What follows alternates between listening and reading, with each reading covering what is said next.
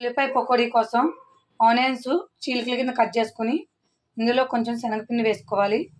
ఇందులోనే కొంచెం జీలకర్ర కూడా వేసుకోవాలి. కొద్దిగా జీలకర్ర వేసుకోవాలి. సరిపడా సాల్ట్ వేసుకోవాలి.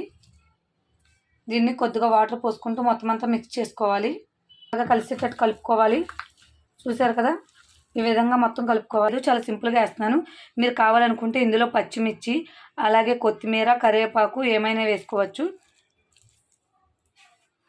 నూనె కాగిన తర్వాత ఈ నూనెలో ఇవన్నీ కూడా ఈ విధంగా వేసుకోవాలి. పకోడీ టైపు ఇవన్నీ కూడా పకోడీ కింద వేసేసుకోవాలి.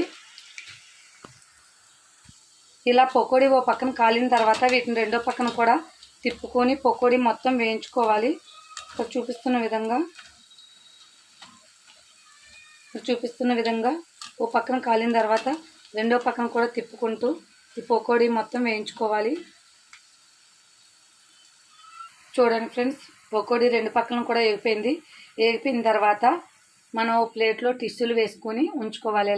ఇలా టిష్యూలు వేసుకుని ఉంచుకున్న ఆ ప్లేట్లో వేయించుకుని పకోడీ మొత్తం కూడా వేసుకోవాలి. చూడండి, బాగా గోల్డెన్ కలర్లోకి వచ్చి వేగిపోయినాయి. ఇలా వేగిన ఈ పకోడీ మొత్తం కూడా ఒక ప్లేట్లో తీసుకోవాలి. అలాగే మిగతా పిండి కూడా పకోడీ వేసేసుకోవాలి. చూడండి, ఈ విధంగా మొత్తం అంతా కూడా పకోడీ వేసేసుకోవాలి. చూడండి, పకోడీ రెడీ అయిపోయింది. రెండో వాయి కూడా వేసేసాను. ఇలా మీకు కావాలనుకుంటే ఎన్ని వాయిలు కావాలనుకుంటే అన్ని వాయిలు వేసుకోవచ్చు. ఉల్లిపాయ పకోడీ తయారైపోయింది. చూడండి ఫ్రెండ్స్, ఉల్లిపాయ పకోడీ ఆనియన్స్ పకోడీ రెడీ అయిపోయింది. ఉల్లిపాయ పకోడీ ఆనియన్స్ పకోడీ చూసారు కదా, చాలా సింపుల్గా ఈజీగా ఇంట్లోనే చేసుకోవచ్చు మనం. నేను ఇంకా పచ్చిమిర్చి కొత్తిమీర కానీ కరివేపాకు ఏమీ లేదు. మీరు కావాలనుకుంటే అవన్నీ కూడా వేసుకోవచ్చు. Okay, bye friends.